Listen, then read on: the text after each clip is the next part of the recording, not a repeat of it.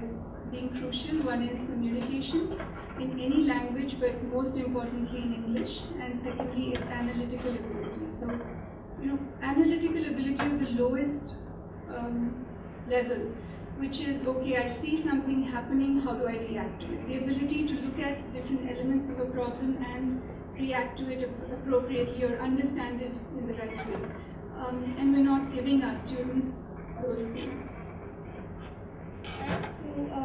So this is from the employability survey, which tells us that there's a lot wrong with the context. So how do we fix it? That's another question.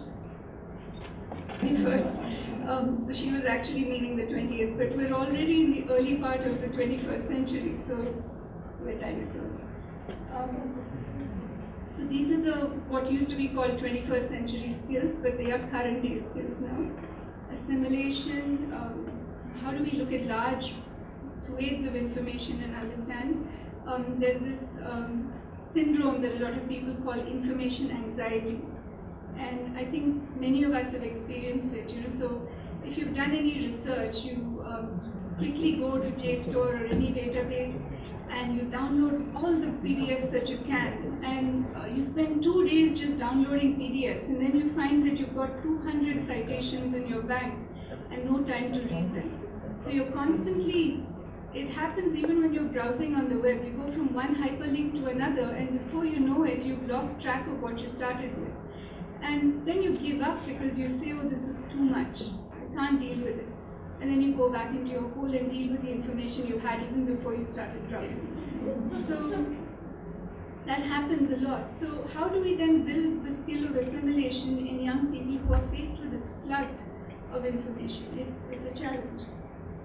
Not only do they have to assimilate it, they also have to analyze it. Second challenge. Then, not only do they have to assimilate and analyze, they have to synthesize.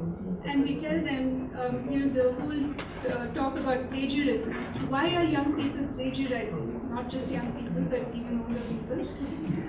Why do people plagiarize? Because we haven't figured out how to separate our ability to understand, assimilate information and synthesize it using our own arguments. I think that has been devalued from the time we step into grade 1 and the teacher says your answer is from this paragraph to this paragraph. So you copy it out and you think that's normal, it's acceptable. If it's acceptable through 12 years of education, why should it not be acceptable in higher education? So then students go to the US and they say, oh, it's a cultural thing. In India, everybody plagiarizes. So the whole country gets a bad name. Really bad. So that's the third thing. Then adaptability. One of the things that I tell students in my writing class about, a lot of people come in and say, oh, I'm going to be a video producer. I don't need to write. I don't need to focus on language. And then I say, okay, suppose you have to get funding for your video project from the Tata Foundation, Ratan Tata Trust. How are you going to pitch it? So then writing comes in. So, okay, you have to be able to write, not for a particular purpose. You have to be able to write well so that you can adapt it to whatever purpose you need.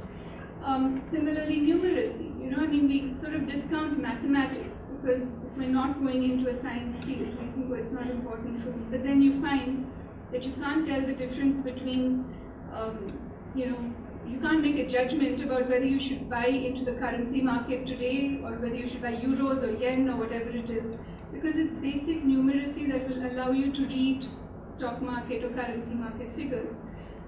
So we need to be able to provide intelligence inputs in a way that young people are able to adapt those skills to different situations.